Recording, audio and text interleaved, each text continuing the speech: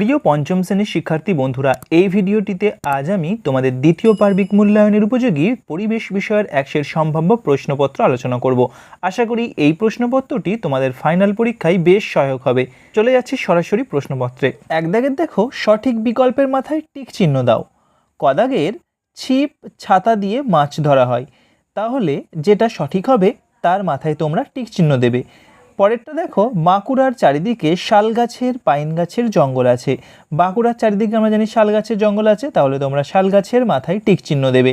সেরকমই কেলেঘাই আর কংসাবতী নদী মিশে তৈরি হয়েছে হলদি না মাতলা নদী, এটা হবে হলদি নদী। পরেরটা দেখো, তুষার জমে বৃষ্টি বরফ হয়ে যায়। তুষার জমে আমরা জানি বরফ হয়ে যায়, তাহলে তোমরা বরফের মাথায় টিক চিহ্ন দেবে। পরেরটা দেখো, হরপ্পা সভ্যতার বাড়িঘর পোড়া ইট সিমেন্ট দিয়ে বানানো হয়েছিল, তাহলে এর সঠিক উত্তর হবে হরপ্পা সভ্যতার বাড়িঘর আমরা জানি পোড়া ইট দিয়ে বানানো হয়েছিল। এবার আসছি দু দাগের প্রশ্নে। ক দাগেরটা দেখো, আমরা বাতাস থেকে ড্যাশ নিই। আমরা বাতাস থেকে কি নিই না অক্সিজেন নিই। পরেরটা দেখো, জলপাইগুড়ির উত্তর দিকে ড্যাশ প্রায় 1000 মিটার নাকি, তাহলে এর উত্তর হবে জলপাইগুড়ির উত্তর দিকের উচ্চতা প্রায় 1000 মিটার। পরেরটা দেখো, মালদা জেলা ড্যাশ আমের জন্য বিখ্যাত। এর উত্তর হবে মালদা জেলা ফজলি আমের জন্য বিখ্যাত। পরেরটা দেখো, বিদ্যুৎ তৈরি করতে ড্যাশ লাগে। এর সঠিক উত্তর হবে বিদ্যুৎ তৈরি করতে কয়লা লাগে। আর পরেরটা দেখো, মানুষের স্বাস্থ্য একটা। এর সঠিক উত্তর হবে সম্পদ। মানুষের স্বাস্থ্য একটা সম্পদ। এবার আসছি পরের দাগের প্রশ্নে। 3 দাগের বাম দিকের সঙ্গে ডান দিক মেলাও। বাম দিকে দেখো কিছু শব্দ লেখা আছে, ডান দিকে কিছু শব্দ লেখা আছে। তোমাদের এটা বাম দিকের শব্দগুলোর সঙ্গে ডান দিকের অর্থপূর্ণ শব্দগুলো সঠিক করে ম্যাচ করতে হবে। যেমন বাম দিকে লেখা আছে তিতুমির, বিষ্ণুপুর, ধান কাটা ঝাড়ার মেশিন, দার্জিলিং সাধারণতন্ত্র দিবস। আর ডান দিকে আছে হারভেস্টার, চা বাগান, 26শে জানুয়ারি, টেরাকোটার কাজ, বাঁশের কেল্লা।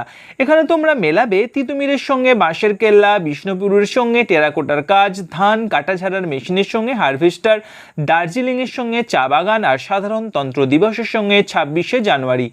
এবার আসছি পরবর্তী প্রশ্নে। নিচের প্রশ্নগুলি দু একটি বাক্যে উত্তর দাও। প্রথম প্রশ্নটা আছে দেখো, গান্ধী বুড়ি নামে কে পরিচিত ছিলেন।